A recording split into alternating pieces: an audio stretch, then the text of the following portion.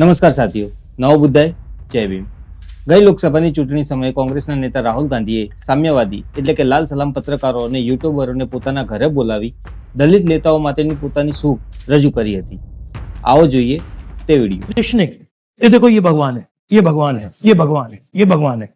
Are positioning is भगवान कैसे बना, उसके पीछे कौन खड़ा था, उसकी बात करो ना. Kanchiram is nothing without Dalit expression, without his constituency. without his constituency. Why are we forgetting his constituency?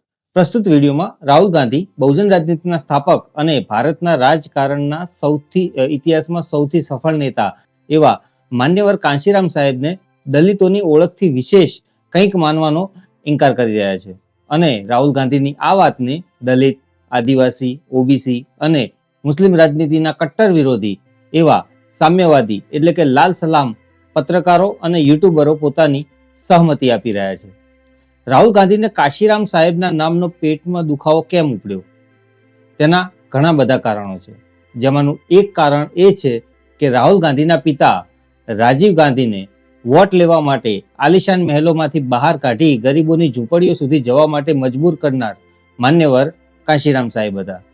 કોંગ્રેસને દલિત, આદિવાસી, ઓબીસી અને મુસ્લિમોના મતોની કિંમત સમજાવનાર માન્યવર કાંશીરામ સાહેબ હતા. આવો આજના વિડીયોમાં આવી જ એક ઘટના વિશે જાણીએ, જ્યારે રાજીવ ગાંધી કાંશીરામ સાહેબ અને બસપાને ખતમ કરી દેવાની ધમકી આપે છે, જેના જવાબમાં માન્યવર કાંશીરામ સાહેબ રાજીવ ગાંધીને વોટ મેળવવા માટે રોડ પર ફરતા રોડ માસ્ટર બનાવી દે છે. નમસ્કાર સાથીઓ, નવો બુદ્ધાય જય ભીમ. હું છું આપનો સાથી આર.કે. પરમાર અને આપ જોઈ રહ્યા છો દલિત, આદિવાસી, ઓબીસી સમાજની સામાજિક પરિવર્તનની લડાઈને સોશિયલ મીડિયાના વિવિધ માધ્યમો પર રજૂ કરતું ડિજિટલ પ્લેટફોર્મ આર.કે. સ્ટુડિયોઝ. જો તમે હજુ સુધી અમારી આર.કે. સ્ટુડિયોઝ ચેનલ સાથે ના જોડાયા હોય તો આજે જ અમારી આર.કે. સ્ટુડિયોઝ યુટ્યુબ ચેનલને સબસ્ક્રાઇબ કરો, ફેસબુક પેજને લાઇક કરો અને ઇન્સ્ટાગ્રામ પેજને ફોલો કરો. આવો શરૂ કરીએ આપણો આજનો વિડીયો, જેમાં જોઈશું કે કેવી રીતે માન્યવર કાંશીરામ સાહેબે પોતાને ધમકી આપનાર રાજીવ ગાંધીને એક વોટ માટે રોડ પર રખડતા કરી દીધા હતા. વાત 1989ની ચૂંટણીની છે. રાજીવ ગાંધીએ ચૂંટણીના 2 દિવસ પહેલા કાંશીરામ સાહેબ જોડે ફોન ઉપર વાત કરીને અમેઠીથી પોતાનું ઉમેદવારી ફોર્મ પાછું ખેંચી લેવા માટે વિનંતી કરી. બન્યું એવું કે રાજીવ ગાંધીએ ચૂંટણી પહેલા ખૂબ પ્રયત્ન કર્યા કે માન્યવર કાંશીરામ સાહેબ ગમે તે રીતે કોંગ્રેસ જોડે સાંઠગાંઠ કરી લે, પરંતુ સાહેબ માન્યા નહીં.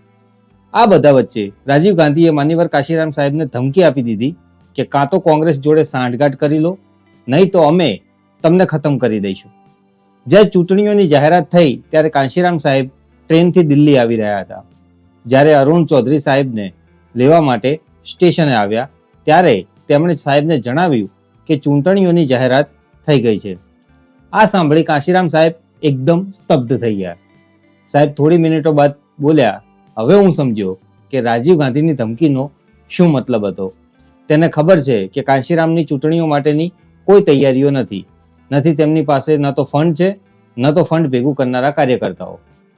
કારણ કે બીજી અરોડના જે નેતાઓ, જે લોકોને મેં તૈયાર કર્યા હતા, તે તો પહેલેથી જ અલગ થઈ ગયા છે.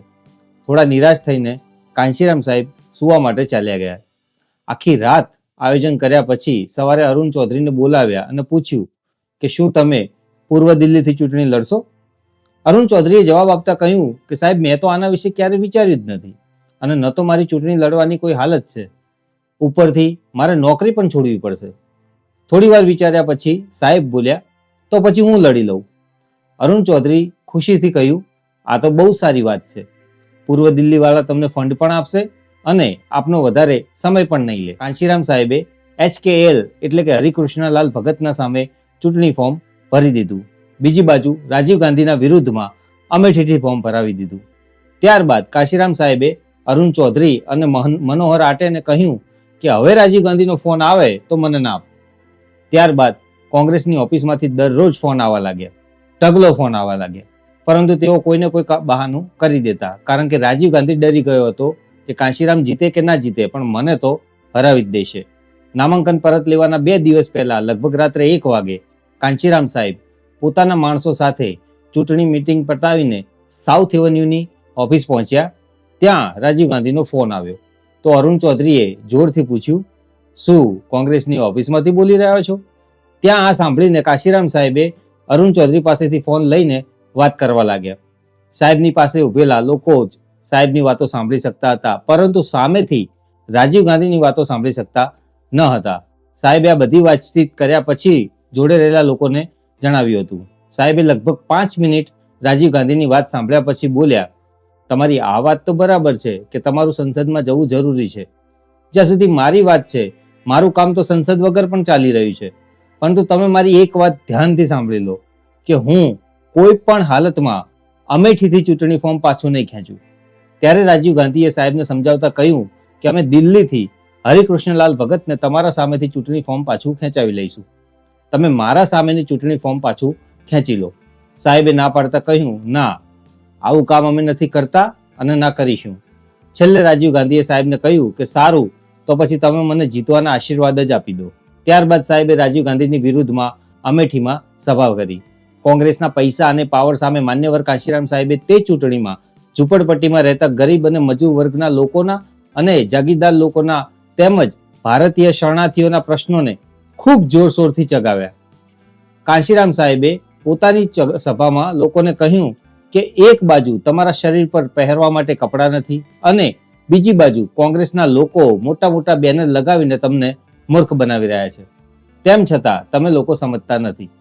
ભાષણ પૂરું કરીને સાહેબ મંચ ઉપરથી નીચે ઉતર્યા ત્યાં લોકોએ કોંગ્રેસના બધા જ બેનરો ફાડી નાખ્યા. સાહેબને પૂર્વ દિલ્હીમાંથી એટલા વોટ મળ્યા કે LKL ભગત ચૂંટણી પર હારી ગયો અને તેના પછી ભગત પોતાના જીવનમાં ક્યારેય જીવતા જીવ ચૂંટણી જીતી ન શક્યો. તેની સાથે સાથે ત્યારથી લઈ આજ દિન સુધી કોંગ્રેસ કેન્દ્રમાં ક્યારેય પોતાના દમ પર બહુમત મેળવી ન શકી. આ ચૂંટણીમાં સાહેબે ઝૂંપડપટ્ટીમાં રહેતા લોકોનો પ્રશ્નોને જોરશોરથી લોકો વચ્ચે ઉઠાવ્યા, જેના કારણે સામાન્ય લોકોનું પ્રચંડ સમર્થન સાહેબને મળ્યું. સાહેબનો આ પ્રચાર જોતા રાજીવ ગાંધીએ પોતાના રાજમહેલ છોડી અને રસ્તા ઉપર પ્રચાર કરવા માટે ઉતરવું પડ્યું.